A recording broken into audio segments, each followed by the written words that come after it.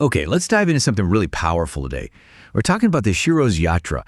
Now, this isn't just, a trip. It's way more than that. It feels like a movement, a pretty significant one. Actually, it's a 5,000-kilometer journey over 15 days, started August 15th in Noida, heading to Mumbai by the 30th.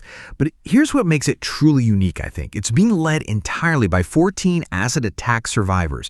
They're channeling their experiences, their pain, into this incredible strength, carrying their voices across the nation.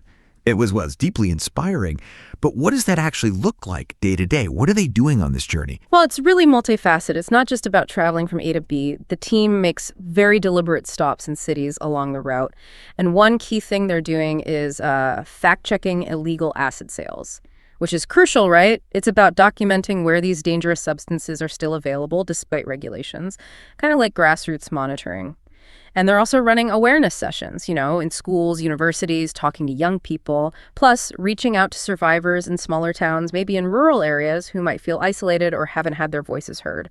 Offering that connection is so important. Right, so it's addressing the root cause, educating, and providing direct support. That's quite comprehensive.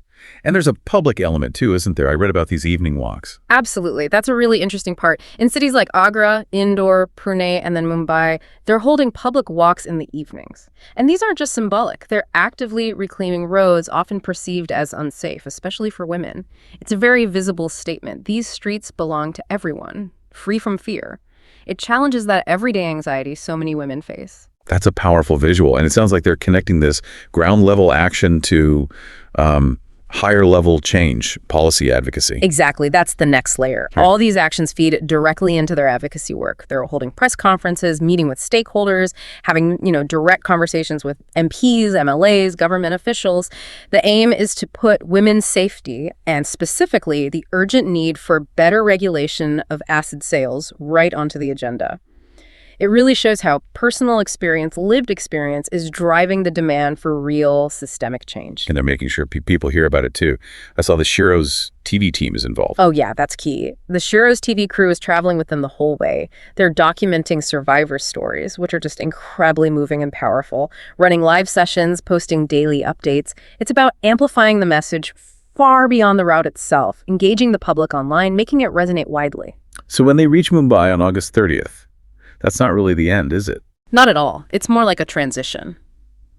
The culmination in Mumbai signifies the launch of an even stronger national movement. The Chhanv Foundation, which is the NGO behind this, they're dedicated to rehabilitating and empowering survivors. They've got big plans. They want to expand opportunities for survivors, starting in Maharashtra, but looking beyond. Things like creating more livelihood spaces, like their Sheroes hangout cafes, which are amazing, and building partnerships with companies, universities, other NGOs for long-term sustainable support. So this Delhi-Mumbai Yatra, it's like a blueprint, a model they plan to scale up. Precisely. This is the first wave. The plan is absolutely to replicate this model across India. Think Delhi to Chennai next, perhaps, or routes reaching Bengaluru, Guwahati, Bhubaneswar, even Srinagar. The vision is truly national, to raise awareness, challenge acid violence everywhere, and build safer communities. It's quite something, this whole Sheroes Yatra. More than just a journey, it's a strategy. It really is. It's about resilience, advocacy, community building. Right. All rolled into one powerful initiative. What an incredible deep dive.